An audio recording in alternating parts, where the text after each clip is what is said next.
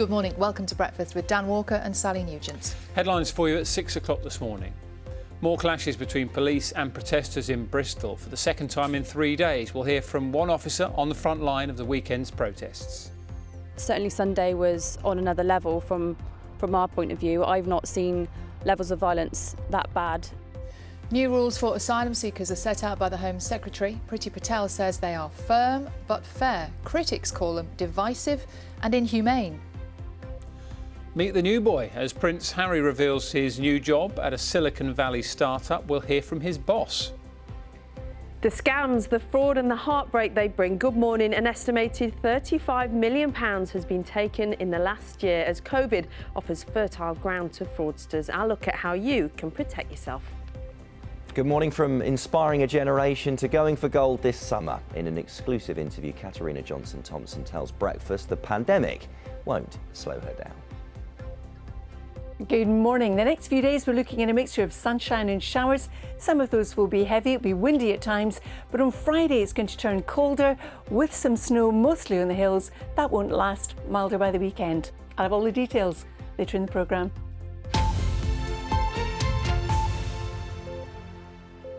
Good morning, it's Wednesday the 24th of March. 14 people have been arrested following a second night of protests in Bristol. The crowds had gathered to demonstrate against the government's new policing bill. Andrew Plant has more. For the second time in 3 days, riot police in the centre of Bristol, moving in to disperse protesters who had gathered near the centre of the city. It was a peaceful protest, but scuffles broke out as officers moved in. Avon and Somerset Police said current lockdown rules meant they had to disperse the group. It's now after midnight here, and we've been in this situation here in Bristol for more than an hour and a half now. You can see maybe up to 100 protesters sitting and standing there, and this line of riot police. They haven't moved for quite a long time, and the reason they're standing here is it prevents the protesters going back from here to where they started, in the city centre. It comes after these violent scenes on Sunday.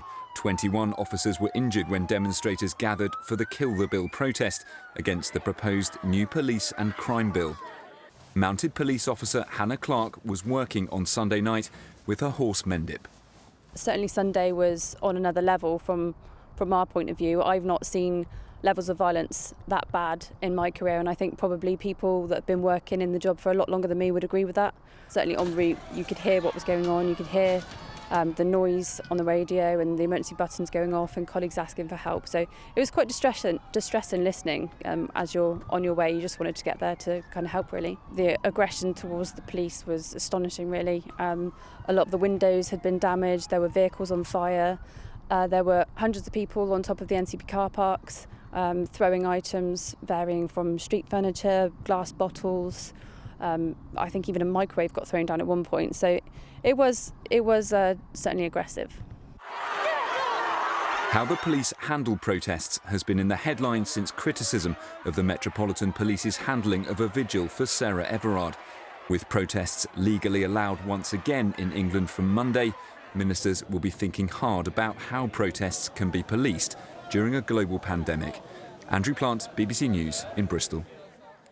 The Home Secretary has announced changes to the immigration system, describing them as firm but fair. The new plans mean it will be harder for anyone arriving in the UK illegally to stay. Our Home Affairs correspondent June Kelly has more detail. This is what the government is trying to stop. Migrants who've paid thousands of pounds to traffickers for the final perilous leg of their journey to the UK. Last year, 8,500 people arrived here by crossing the Channel in small boats. The majority of them are said to have claimed asylum. The Home Secretary believes those who come here in this way are rewarded, while others she describes as some of the most vulnerable never make it to Britain. Under what's called the new plan for immigration, the Home Secretary says that if people arrive illegally, it will be harder for them to stay. Those that are allowed to stay will have fewer family reunion rights and limited access to benefits. And they will be regularly reassessed for removal from the UK. She's closing off pretty much every door that people might use in order to flee persecution and rebuild their life safely. It's not what the Refugee Convention really requires. It's not what the British public would, I think, see as a fair system. The 10th anniversary of the start of the Syrian conflict has refocused attention on the conditions people there are enduring and trying to escape. The UK government says under a resettlement programme, it's given a home to 20,000 people from this region. In future, anyone from Syria who tries to come here using the Channel route will not be made welcome. June Kelly, BBC News. And we'll discuss that and a number of other issues this morning with the Home Secretary, Priti Patel, who's going to be live on Breakfast at 7:30. Now, the third wave of coronavirus sweeping across Europe means it's still too early to be planning holidays abroad. The Prime Minister and his chief medical advisor have warned. The advice came as the UK marked the anniversary of the first lockdown with lights and candles for the 126,000 lives lost so far. John Donnison has more. From Belfast to Blackpool, Falkirk to Cardiff. From countless homes around the UK to perhaps its most famous one. The United Kingdom lit up to remember the more than 126,000 people who've lost their lives here to COVID-19. And a warning from the government's chief medical advisor for England that while UK cases have fallen sharply, the virus is here to stay.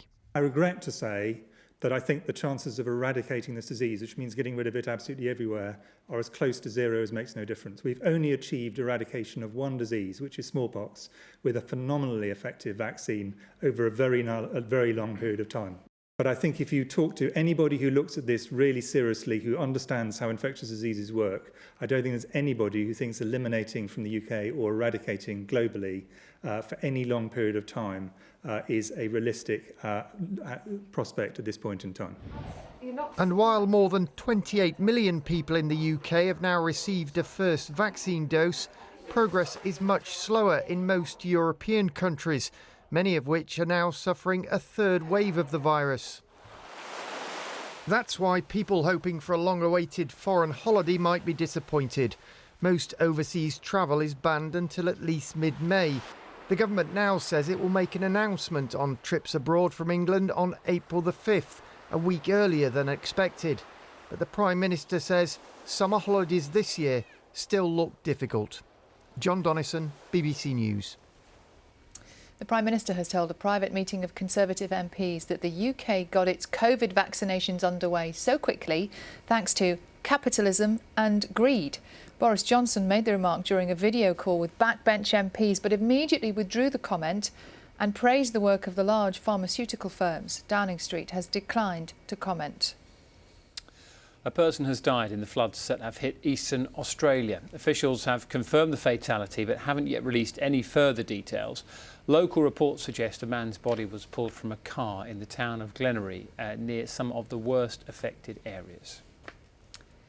Prince Harry has begun a new job at a professional coaching firm in California. His job title is Chief Impact Officer at a firm called Better Up, where he says he'll be fostering honest and vulnerable conversations about mental health. Mark LaBelle has the story. Months into the role, Prince Harry is said to be focusing on changing the global dialogue on mental health. So what does his new boss think of him? I had obviously never talked to royalty before in my life. And I think the most impressive thing has just been his focus singularly on how can he be of service, how can he advance his vision. So I have a feeling that he'll work out. What do you call him? We're partners here. He likes to be called Harry in the workplace, so we just address him as Harry. But one skeptic describes Better Up's new Chief Impact Officer as a made-up name, solely designed to bring PR sizzle to the San Francisco tech startup. This is a company that does coaching for managers mainly, right? And it's mainly business coaching and career coaching. And I don't really think that British royalty is particularly well suited for that, to be honest. I don't think those experiences translate very well. So how will Harry's new firm go about judging the sixth in line to the throne's progress? Yes, well, lots can be said on the, as we call in the US, the Modern Performance Review. We have a really open relationship and constant feedback and communication, so I think we won't have any trouble there. The private company is, however, keeping his hours and pay, perhaps understandably, strictly confidential. Mark Lobel, BBC News.